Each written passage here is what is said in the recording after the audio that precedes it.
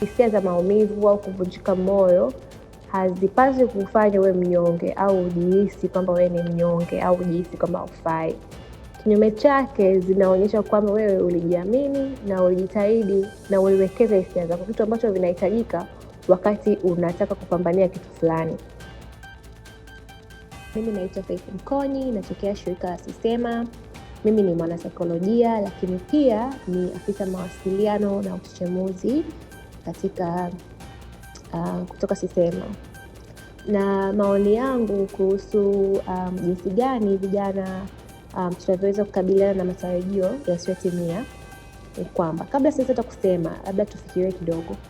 Labda ulikuwa na matarajio makubwa kuhusu matokeo ya mitihani, nafasi za kazi, kujiunga na chuo, au kuna chuo ulikuwa unakitaka kweli kweli.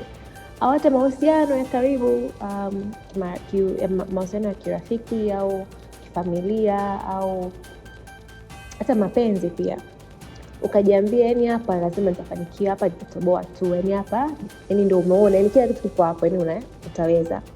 Ukajiandaa vizuri, ukaweka matumaini yako yote ya moyo wako katika hiyo kitu, lakini haikutokea. Ukabaki una maswali mengi na pengine unaweza kuwa na aibu kwa sababu kuna muda mwingine bwana ukishaenda huko mtaani familia kwa nani ukishasema kwamba jamani mimi kitu nakiweza, hiki nitakifanya, kitu kitatik. Alafu kikutik. Unaweza kuwa na hizo hisia za aibu.